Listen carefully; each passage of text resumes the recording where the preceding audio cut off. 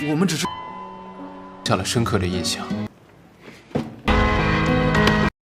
Welcome back rocket, स्वागत है आपका स्वीट कॉम्बैट के अगले पार्ट में। अगर आप हमारे चैनल पर नए हैं और अगर आपने पुराने एपिसोड्स नहीं देखे हैं तो दोस्तों पहले उन एपिसोड्स को देखिए, तभी आपको ये अच्छी सी स्टोरी समझ में आएगी। तो इस एपिसोड की शुरुआत में बयूनो के होटल को दिखाते हैं। उसकी माँ कहती है कि कल जो लड़की मिंगटैन के साथ यहाँ आई थी वो तुम्हें बहुत पसंद है ना। मम्मी आपको कैसे पता चला? माँ तुम बहुत ही स्वीट हो। बेटा मैं इस होटल में कई कपल्स को देखती हूँ, उनका बिहेवियर देखकर मुझे पता चल जाता है कि वो लोग सच में प्यार करते हैं या यूं ही टाइम पास कर रहे हैं। कल मिंगटैन और वो लड़की यहाँ आए थे ना, तो उनको देखते ही मुझे पता चल गया था कि वो दोनों एक दूसरे से बहुत प्यार करते हैं। उनकी आंखों में ये साफ साफ नजर आ रहा था।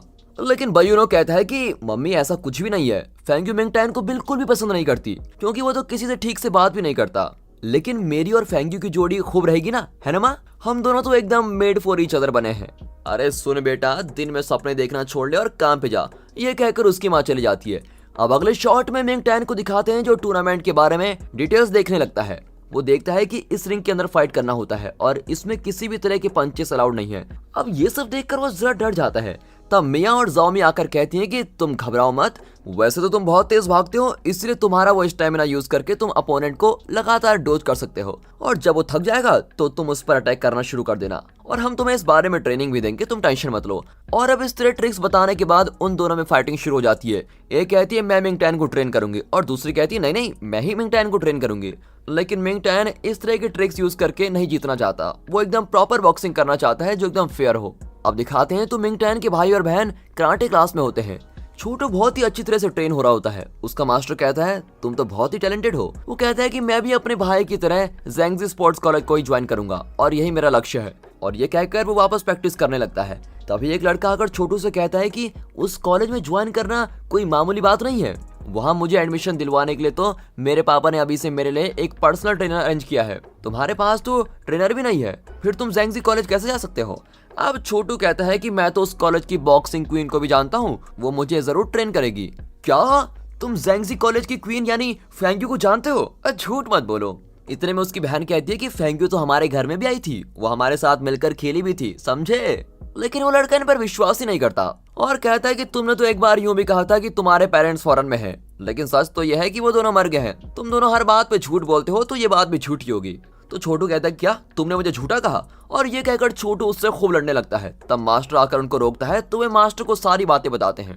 फिर मास्टर छोटू से कहता है कि अगर तुम खुद प्रैक्टिस करके बड़े कराटे चैंपियन बन जाओगे तो तुम्हें फेंग्यू का नाम यूज नहीं करना पड़ेगा। छोटू कहता है नहीं सर, मैं सच में फेंग्यू को जानता हूँ। और ये कहकर वो गुस्से में बाहर भाग जाता है। अब अगले शॉट में जियाओ फेंग को दिखाते हैं जो सुनहाओ को मूवी के लिए बुलाती है, लेकिन सुनहाओ कहता है कि मुझे जरूरी काम है और मैं जा रहा हूँ। दोस्तों अब एक नई कैरेक्टर आती है जिसका नाम टिम है और उसको सुनहाओ पर क्रश होता है। दोस्तों आप लोग याद कर लीजिए कि किसको किस पर क्रश है, वरना बहुत ही कंफ्यूजन हो जाएगी। यहाँ मिंगटैन और उसके फ्रेंड्स खाना खा रहे होते हैं। तभी फेंग्यू वहाँ पर आती है। सब पूछते हैं कि तुम तो कभी हमारे साथ खाना ही नहीं खाती थी और आज अचानक यहाँ कैसे आ गई? तो फेंग्यू कहती है कि मुझे भी प्रिंसिपल ने मिंगटैन को ट्रेन करने को कहा है। फिर वो बैठकर खाने लगती है और मिंगटैन से कहती है कि तुम ये वाले फूड्स खाया करो क्योंकि इनमें ज्यादा प्रोटीन होता है। और ये सुनकर मिया को बहुत ही जलन होती है कि ये उसको सिखा रही है। वो कहती है कि मिंगटैन को ये सब बिल्कुल भी पसंद नहीं है और वो शर्मा रहा है तुम्हारी बातों को सुनकर। और तभी बयूनो अपना मुंह खोल देता है और कहता है कि ये कब से शर्माने लगा, कल ही तो ये दोनों मेरे होटल में नूडल्स खाने आए थे। अब ये सुनकर तो मिया और जाओमी को करंट वाला शॉक लगता है। यार तुम मुझे छोड़कर नूडल्स खाने चले गए? मिया को कुछ ज्यादा ही शॉक लग जाता है। मिंगटैन सोचता है कि यार कोई इस बयूनो के मुंह पर ताला लगाओ, ये तो सब कुछ बता रहा है। फिर मिंगटैन कहता है कि नहीं नहीं हम दोनों अलग अलग गए थे लेकिन वहां पर बाय चांस मिल गए। लेकिन बयूनो का मुंह उसके कंट्रोल में नहीं होता और वो फिर से कहता है कि तुमने तो कहा था कि फेंग्यू तुम्हें किसी चीज की ट्रीट देने आई है। और ये सुनकर मिया का चेहरा तो देखिए दोस्तों कैसा हो गया है। एन वक्त पर मिंगटैन को छोटू के कराटे मास्टर का कॉल आता है और वो छोटू के बारे में सब कुछ कहता है। फिर मिंगटैन तुरंत वहां से भाग जाता है। अब वो घर पर छोटू को ढूंढता है लेकिन वो कहीं पर नहीं मिलता। फिर वो उन सारी जगहों पर ढूंढता है जहाँ छोटू नॉर्मली जाता था। आखिर में वो ग्राउंड में जाकर भी उसको तलाशता है लेकिन उसका कहीं पता नहीं चलता। अब मिंगटैन बहुत ही घबरा जाता है कि मेरा भाई गया कहाँ। वहाँ दिखाते हैं तो फेंग्यू कॉलेज खत्म करके घर जाने के लिए निकल रही होती है कि तभी छोटू आ जाता है। अब फेंग्यू नहीं जानती कि मिंगटैन इसको ढूंढ रहा है, इसलिए वो पूछती है कि क्या तुम अपने भाई को ढूंढ रहे हो? वो कहते हैं नहीं नहीं मैं तो आपसे मिलने आया हूँ। अच्छा मुझसे मिलने आए हैं, तो ठीक है बताइए आपको क्या चाहिए। और इस तरह वो बड़े प्यार से पूछती है। छोटू कराटे क्लास की सारी बातें उसको बताता है और कहता है कि कोई मान ही नहीं रहा कि आप मेरी फ्रेंड है। क्या आप मेरे साथ आकर उनको बता सकती हैं कि मैं झूठ नहीं बोल रहा था। और अब फेंग यू कराटे क्लास पहुंच जाती है और कहता है कि छोटू सच में मेरा फ्रेंड है। फिर वो मास्टर से कहती है कि छोटू से गलती हो गई, प्लीज उसे माफ कर दीजिए। फिर वो छोटू से कहते हैं कि तुम मास्टर से माफी मांगो। अब वो भी माफी मांगने लगता है। तभी उसकी बहन कहती है कि उस लड़के ने छोटू को तो झूठा भी कहा था। अब फेंग यू उस बच्चे के पास जाकर कहती है कि अब तो तुमको बिलीव हो गया ना बेटा कि छोटू सच कह रहा था। और फिर वो बच्चा एकदम क्यूटली सर हिलाता है, हाँ ठीक है। अब फेंग यू उसको समझाती है कि अगर कोई तुमको झूठा कहे तो तुमको कैसा लगेगा। बिल्कुल वैसा ही छोटू को भी हर्ट हुआ था। ये सुनकर वो लड़का छोटू से माफी मांगता है और दोनों हाथ मिलाकर फिर से दोस्ती कर लेते हैं।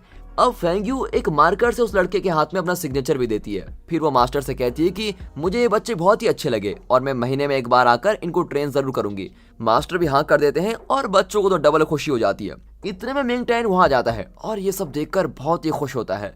अब सारे बच्चे फेंग यू का ऑटोग्राफ ले रहे होते हैं।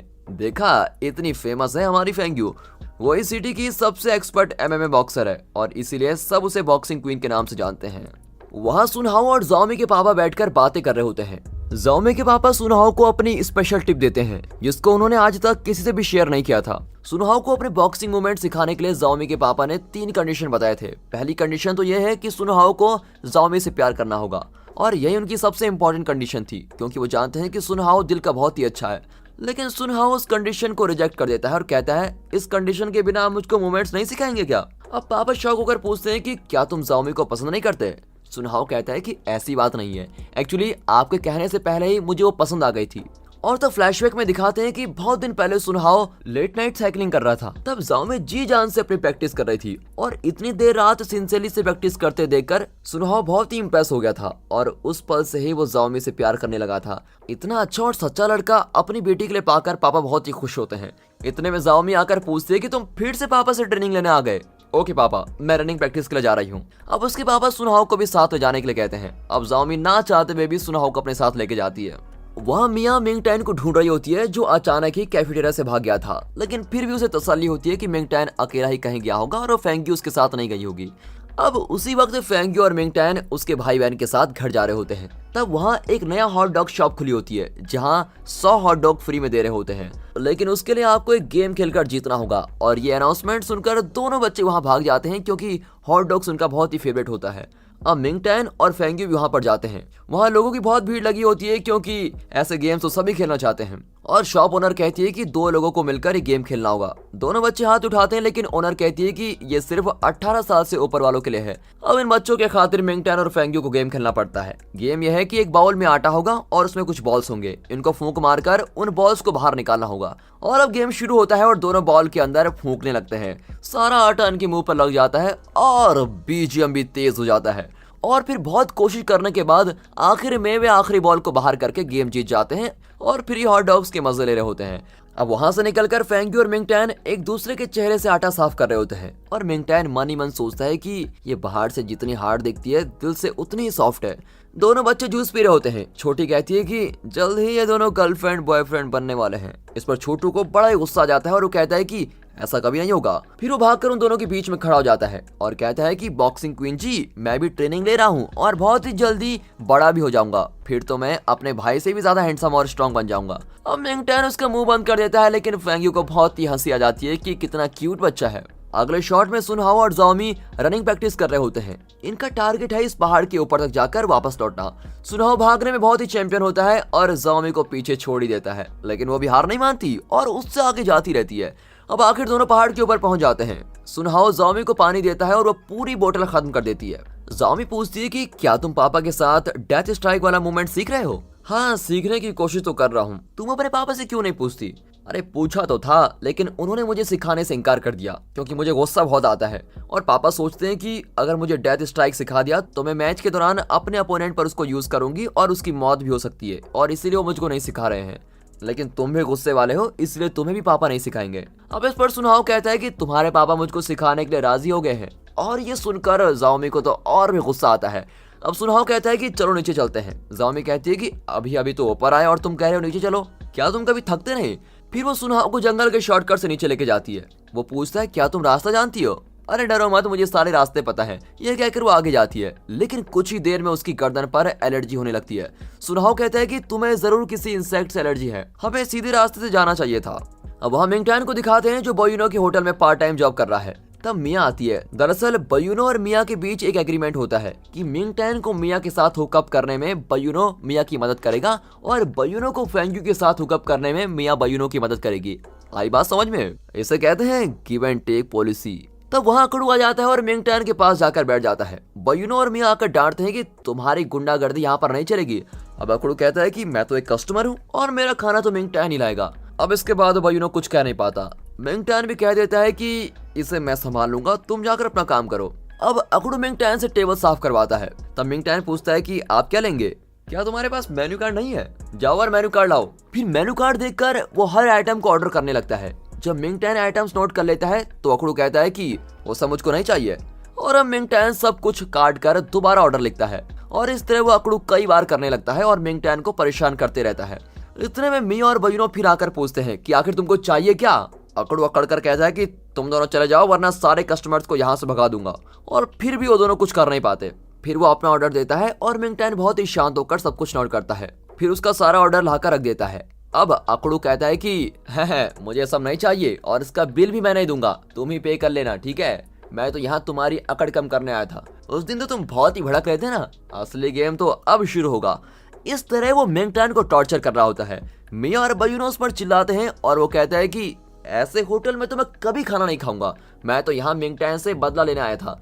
एन वक्त वहां पर सुनहाओ आता है और उसको देखते ही अकड़ो के हाथ पैर कांपने लगते हैं। और दोस्तों इसी के साथ ये एपिसोड यहाँ पर खत्म होता है। दोस्तों अगले एपिसोड के लिए तैयार रहिए और ये सीरीज आपको पसंद आई है तो वीडियो को लाइक और चैनल को सब्सक्राइब अभी कर दें।